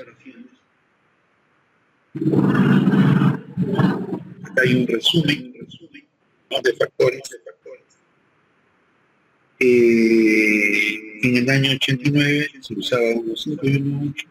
A partir de la vigencia de la norma 2009, hace 11 años, esta norma está vigente, ¿no? Se usa 1.4 y 1.7. En lugar de 1.5, 1.4.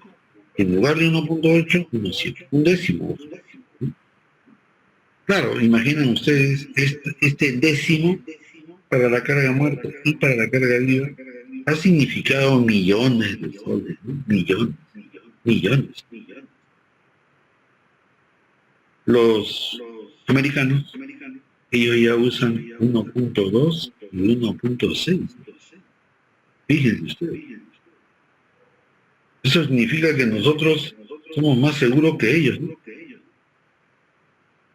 La única explicación que yo encuentro para esta diferencia, y lo digo con todo respeto, ¿no?, es la mano de obra. En Perú necesitamos mejorar la mano de obra, ¿no? En Perú tenemos ingenieros, distinguidos ingenieros de calidad, ¿no es cierto?, confiables. Sin embargo, tenemos una debilidad en la mano de obra.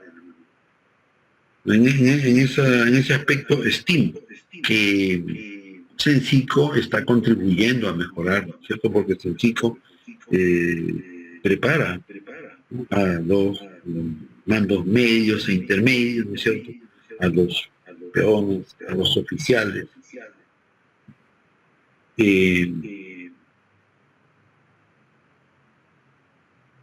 para mejorar su nivel, ¿no es cierto?, para mejorar su nivel. A los maestros también necesitamos prepararlos a ellos, que nos ayuden. Y al tener mejor mano de obra, estimo que estos valores 1.4 y 1.7 pueden bajar. Podrían bajar.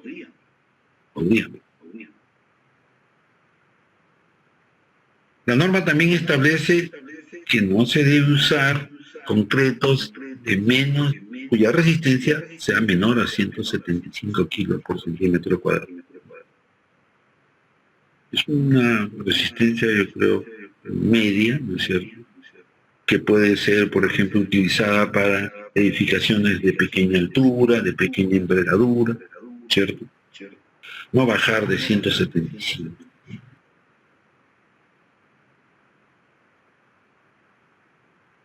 Esta es una presentación de cómo se obtiene esa resistencia que obtiene C, ¿no? Es decir, se ensaya probetas cilíndricas a compresión pura de dimensiones 6 pulgadas por 12 pulgadas, también pueden ser un poquito más pequeñas, ¿no?, 4 por 8, ¿no? Y se construye una curva esfuerzo-deformación. Como deformaciones se llaman las abscisas, como esfuerzos desordenadas, y la curva muestra puntos importantes, ¿no es cierto? En este punto, por ejemplo, el comportamiento del concreto es lineal, se acepta, ¿no es cierto?, que sea lineal, o sea, es una recta, y luego ya, pues, va a ir la tangente, ¿no es cierto?, haciéndose horizontal, hasta un máximo que es el punto B, y aquí la máxima resistencia del concreto es F'. No es la de rotura, la rotura está aquí, es la máxima. Algunas curvas, ¿no es cierto?, que muestran cómo varía la resistencia del concreto. 140, que ya no se usa, ¿no es cierto?, mínimo 1.75, 110. En esta figura se ha llegado hasta concretos de 760 kilos por centímetro cuadrado. Existen expresiones analíticas para estudiar el comportamiento del concreto. Existen expresiones analíticas. Hay infinidad. Esta que estamos mostrando es de las más antiguas, ¿no?, una de las más antiguas. También esta es antigua, se usan con fines docentes sobre todo. Para el refuerzo, la norma también especifica resistencias de diseño.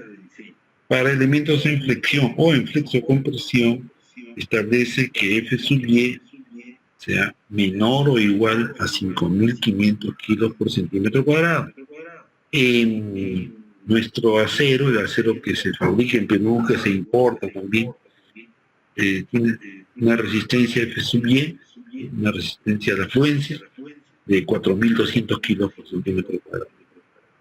Entonces, efectivamente es menor, ¿no es cierto?, menor que 5.500. Y para refuerzo por cortante, también menor de 5.500.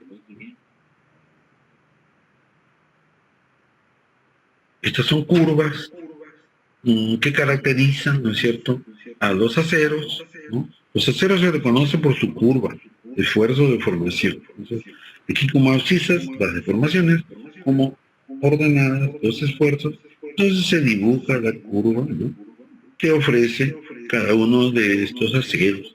Por ejemplo, aquí en Perú usamos el acero grado 60, el ASTM 615, ¿no?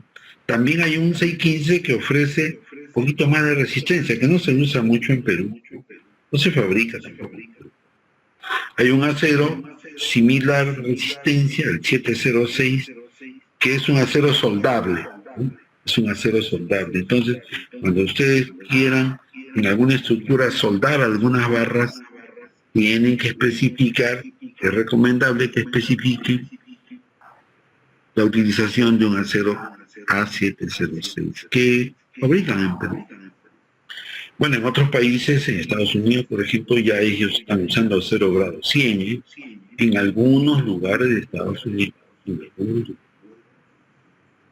También existe, ¿no?, el acero grado 120, sí, también.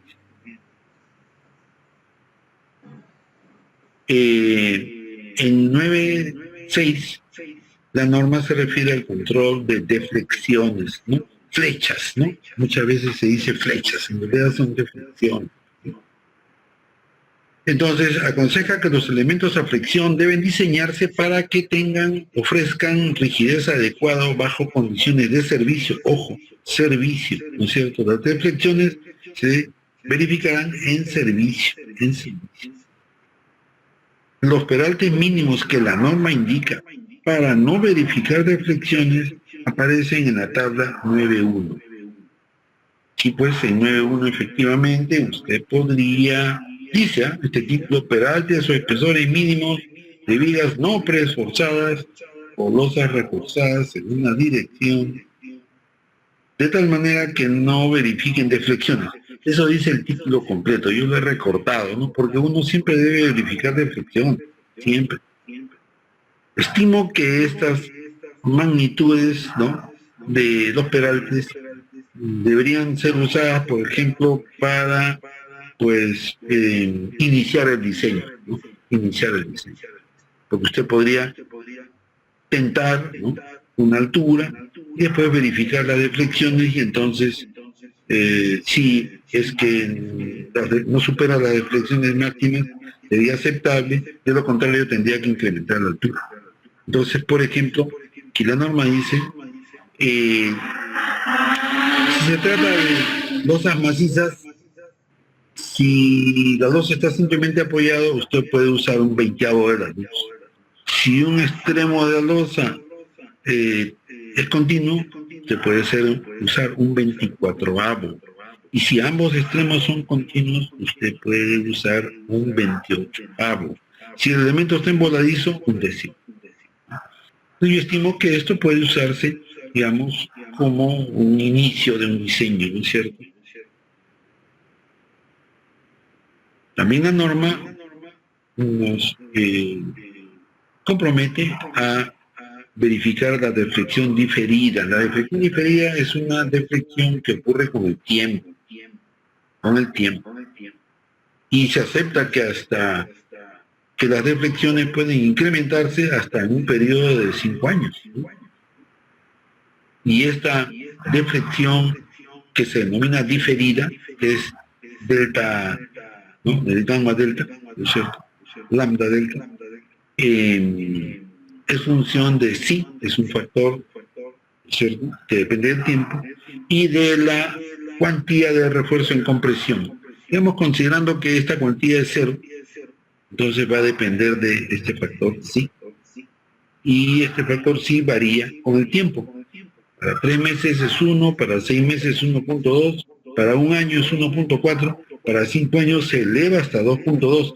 Quiere decir que hasta un plazo de 5 años las deflexiones de las vigas o losas van a continuar, ¿cierto? Se van a incrementar. Aquí se muestra una curva, ¿cierto?,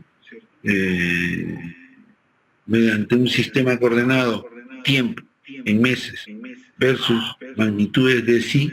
Se ve aquí una curva, ¿no es cierto?, que tiende a ser tangente, ¿no? Tiende a ser tangente. es decir, a los 60 meses, no va a superar a 2. Eso significa también que en 5 años puede incrementarse la deflexión al doble. Mucho cuidado con eso, con las deflexiones diferidas.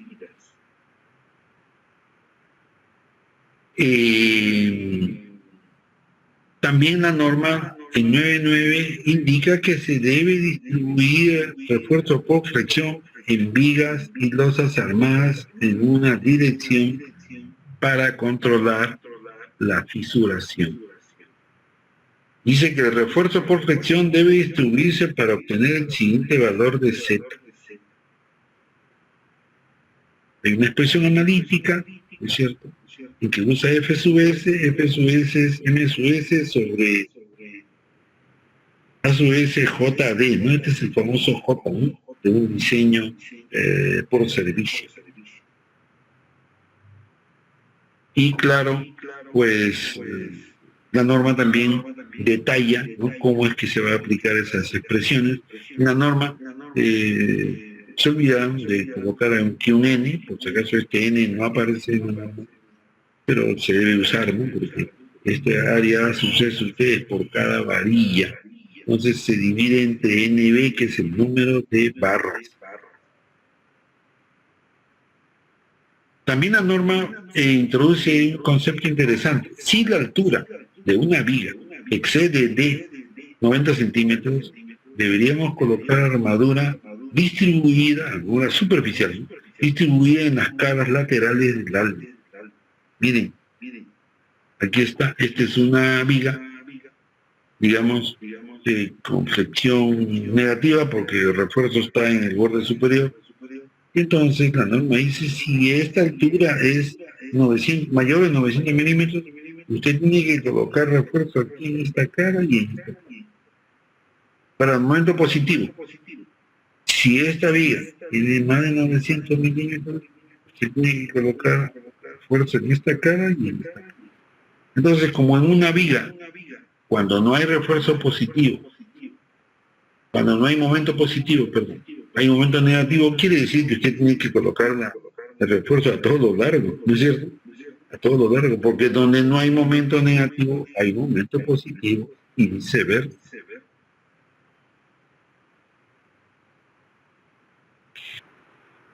Y en esta figura se observa, miren, no es, es una columna, no es una viga.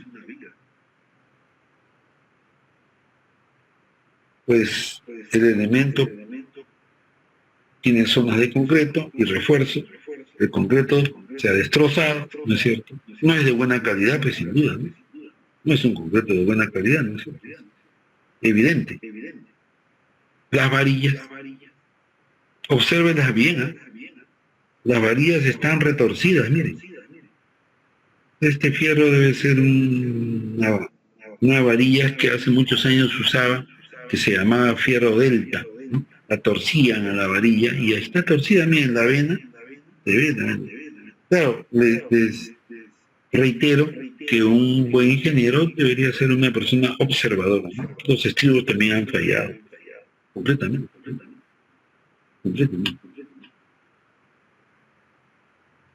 Este es otro caso en el que han vaciado aquí esta viga y se ven los estribos, o sea, los estribos no tienen el recubrimiento adecuado, ¿no? Debe ser muy desagradable, ¿no?, desencofrar una viga y comprobar que los estribos de mi vida no tienen recubrimiento. Y si no tienen recubrimiento, no van a trabajar, ¿no es cierto? Los estribos están embebidos en el concreto. Mucho ojo con eso. Si no, no trabajan. Esta es una vista interesante también de una edificación ahí en Ica, el año 2007, ¿no?, el último gran sismo que ha tenido Perú. Y esta es una columna, no hay mocheta, ¿no es cierto? No hay mocheta, pero sí las barras están completamente pandeadas, ha habido un pandeo local, ¿no es cierto? Y pues adrede estoy señalando en la vista el estribo con un bolígrafo de color verde, ¿no? Y lo he hecho con la intención de mostrar que el diámetro del bolígrafo es mayor que el diámetro del estribo. Claro, esto no es una varilla, pues, lo más probable es que sea alambre número 8, ¿no? Entonces, vale la pena, estimo, ¿no?, que vale la pena enfatizar, digamos, que una varilla, cuando se introduzca dentro de otro elemento, va a introducirse en el nudo, porque este nudo es común al elemento vertical y horizontal. Esto puede ser una columna y esto puede ser una viga. Entonces, esta varilla que se introduce en la columna, por ejemplo, o en un muro, ¿no es cierto? Podría ser un muro, ¿no? Esta varilla tiene que tener una longitud de desarrollo LDG y en el extremo tiene que tener un gancho a 90 grados, por ejemplo, ¿no?, como acá se muestra. Ya sabemos las características del gancho, ¿no es cierto?, tanto de refuerzo superior como de refuerzo inferior. Y por eso esta figura se refiere a ganchos estándar con doblez a 90 grados.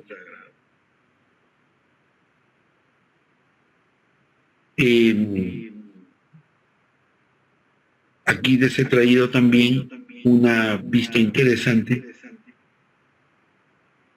con más detalle, ¿no es cierto? Porque es el mismo caso, pero ya con dimensiones, ¿no es cierto? Tenemos una varilla que se introduce, esta puede ser una viga, esta puede ser una columna. Si gustan, también esta puede ser una columna y una zapata, ¿no es cierto? Entonces, tal como está, una viga, una columna. Este refuerzo se introduce en la columna, muro, placa. ¿Cuánto? Mínimo LDG, mínimo, una longitud de desarrollo, ¿no es cierto? ¿Tiene un recubrimiento? Sí. 50 milímetros le hemos puesto, 50 centímetros. Esta es decir, columna o muro. Esto implica que LDG más 50 debe dar T. Entonces, estas varillas podrían ser de diversos diámetros, ¿no es cierto?, hasta 1/3. Aquí están todos los diámetros comerciales. He prescindido de un cuarto, ¿no? He prescindido de un cuarto. Su longitud de desarrollo, T, que es esta misma longitud más 5 centímetros, se ha redondeado en algunos casos. Y entonces, cuando estas varillas, por ejemplo, sean de 3/8, quiere decir que este elemento mínimo debe tener 30 centímetros. Si las varillas son de 3/4, mínimo 50. Si la varilla es de una, mínimo 60. Entonces, ojo con eso. Si usted diseña una viga que tiene refuerzo de 1 pulgada, bueno, esta espesor T mínimo tiene que ser 60 centímetros. De lo contrario, no va a anclarse, pues no está garantizado el desarrollo de la fuerza que una varilla de 1 pulgada, ¿no es cierto?, absorbe como consecuencia del momento flector, la fuerza axial, ¿no es cierto?, o cualquier otra fuerza solicitada, ¿no?, que solicita al elemento. Pido autorización al ingeniero Amado, porque esta reunión ya está durando 1 hora 47 minutos, 1 hora 44 minutos, tenemos creo que 2 horas, y podríamos, digamos, escuchar algunas intervenciones de nuestros participantes. Sí, efectivamente, ya si podemos darnos la oportunidad para algunas preguntas y entrar a la etapa de panel. Tenemos algunas preguntas en el chat, no sé si tiene la oportunidad de verlas, ingeniero. En la parte derecha hay algunas preguntas de los participantes. De repente, Encantado. sí.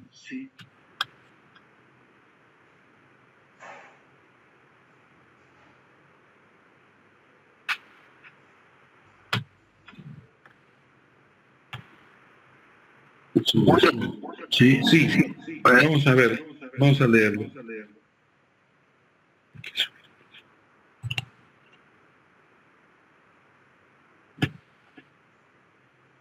A ver, vamos a subir. A ver.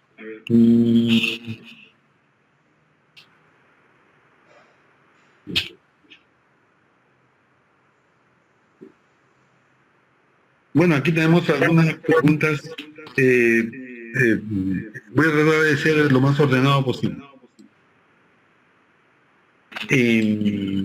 Dice, ¿de cuántos alveolos son esos ladrillos? Bueno, los conté en ese momento, ¿no? Eran 15, 17, 19 alveolos.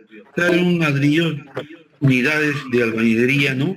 Para techo, de grandes dimensiones, ¿no? De grandes dimensiones.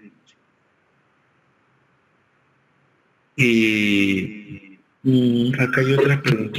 Dice, ¿por qué responsabiliza al arquitecto? ¿No?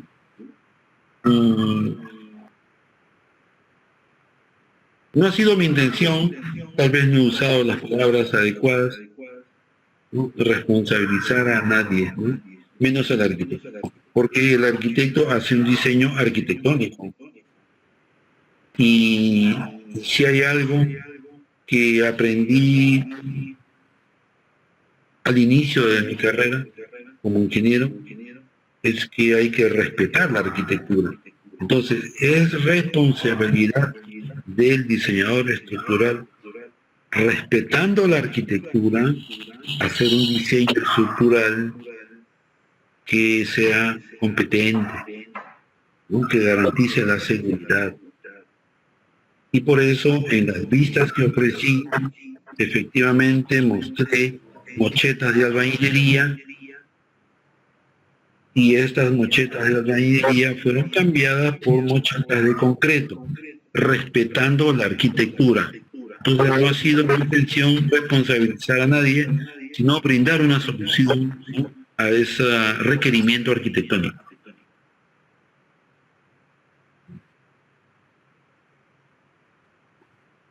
Ingeniero, una de las preguntas estaba orientada al tema de la calidad del concreto. Dice, ¿es obligatorio que las empresas de premezclado nos entreguen sus resultados estadísticos?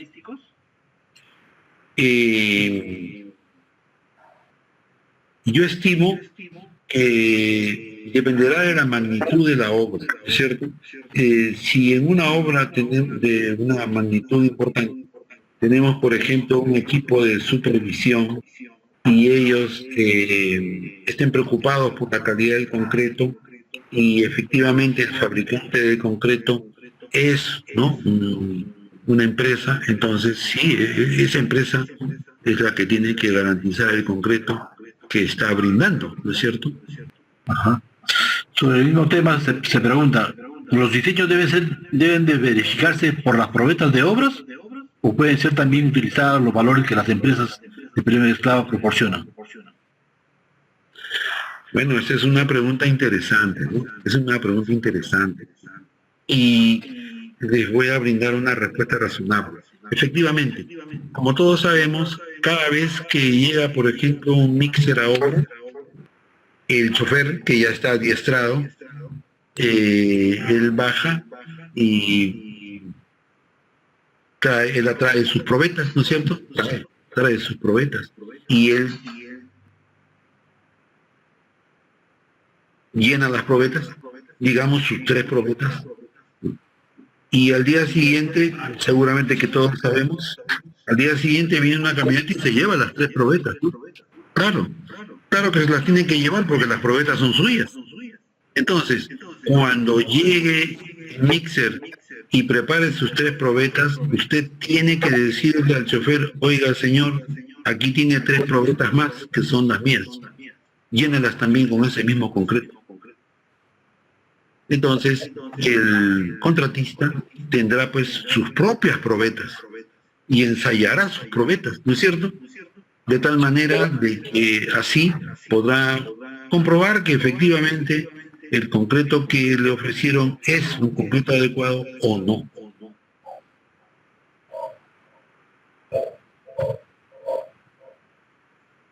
¿Alguna otra pregunta? Sí, las empresas, dice, se quejan de que sus concretos salen caros cuando se aplican las normas.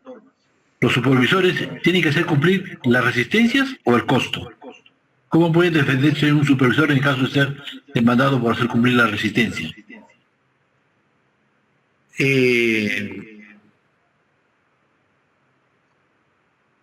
Ese es un aspecto que voy a brindar una respuesta. Y lo voy a hacer primero como ingeniero estructural. Entonces, como ingeniero estructural, pues la calidad del concreto que en obra se utilice debe ser la que está especificada en el proyecto. ¿No? El proyectista, el contratista, seguramente que tiene un presupuesto, ¿no es cierto? Y ese presupuesto, pues, lo protege, ¿no es cierto?, de eventualidades. Es responsabilidad de él, ¿no?, si es que el concreto, por alguna razón, ¿no?, es de mayor costo que el que él previó, es de su exclusiva responsabilidad.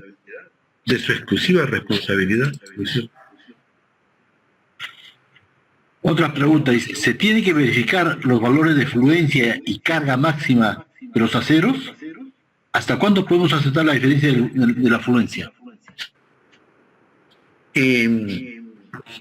Así como se verifica la calidad del concreto, debe verificarse la calidad del acero, sin lugar a dudas. Tengo una experiencia valiosa. Hace algunos años estaba supervisando la construcción de un edificio en Lima, y sorpresivamente hubo problemas con el abastecimiento del acero, ¿no? Las empresas locales, ¿no?, Cier Perú, ¿no es cierto?, Aceros Arequipa, pues no tenían acero, pues, escaseó el acero, y entonces apareció un proveedor. El residente había sido anteriormente alumno mío, y me dijo: ingeniero, hay un proveedor que tiene todos los diámetros. Entonces le sugerí que el proveedor traiga, ¿no?, muestras del acero de todos los diámetros, 3 octavos, media, ¿no?, hasta 1 pulgada, y efectivamente. Entonces, esas muestras de acero las llevamos a un laboratorio, el laboratorio de ensayo de materiales de la Universidad de Ingeniería. Ensayamos y el acero no rendía 4200. Es un acero importado. Claro, en otros países no es como Perú, pues aquí Perú solamente hacemos acero de 4200 y nada más, ¿no es cierto? Pues en otros países hacen acero de todas las resistencias. Entonces ese proveedor estaba proporcionando un acero de menor resistencia. Entonces hay que tener cuidado. Hay que tener cuidado con eso. Mucho cuidado con eso. Otra pregunta respecto a las mochetas en el caso de las viviendas de albañilería. ¿Qué solución sería la más recomendable, sobre todo para viviendas ya construidas? Bueno, la solución más recomendable es la que he mostrado, ¿no es cierto?, en la vista, ¿no? Es una solución. Esa es la más recomendable. En el caso de edificaciones existentes, pues, si se quisiera, ¿no es cierto?, garantizar la seguridad de esa estructura, se trata de un refuerzo de una estructura existente. Se trata de acudir a un especialista estructural que brinde soluciones, ¿no?, para ese tipo de edificaciones que no ofrezcan garantías debidas, ¿no?, normadas. Otra pregunta. Los muros estructurales la mayor parte son prismáticos. Por lo tanto, muchas empresas optan por utilizar un muro estructural dúctil en comparación a un muro de flexión y cortante, pero no toman en consecuencia las deformaciones del intervalo inelástico ante un evento sísmico. ¿Es aceptable este tipo de aplicaciones? Sí, yo los considero que son aceptables. Tendrían que no solamente tener las consideraciones que acabo de mencionar, sino también tener en cuenta los desplazamientos y de qué manera estos desplazamientos puedan afectar al funcionamiento de la estructura misma y de todos los elementos auxiliares que son las ventanas, los vidrios, ¿no es cierto? Y ese tipo de elementos. Otra pregunta adicional. En el caso de las columnas del último nivel, en el caso que las columnas del último nivel intersecten con más de una viga, ¿en qué sentido deben orientarse el doblado del acero vertical? El doblado de acero vertical es un doblado que sirve con fines de anclaje. Entonces, desde el punto de vista del anclaje, podrían ser orientados en cualquier dirección. La dirección que se elija, estimo que debe ser la dirección del elemento principal. Puede haber una viga principal o una viga secundaria, ¿no? Y claro, esta zona de la varilla que es doblada tiene que ser atortolada a otras varillas, ¿no es cierto? Tiene que ser atortolada a otras varillas. Entonces, ese concepto solo ya ayuda a definir en qué dirección debe hacerlo. Una pregunta final. ¿Qué comentario nos puede dar acerca de los sistemas estructurales mixtos? Ya que la norma E060 no habla explícitamente de ello. Bueno, en cuanto se refiere a estructuras mixtas, hay que estudiarlas, ¿no? Brindarles especial importancia, especial dedicación y confiarlas, a mi modo de ver, a profesionales experimentados, de manera que sus soluciones sean confiables. Muy bien, ingeniero Luis Vargas, ha sido una presentación realmente muy interesante.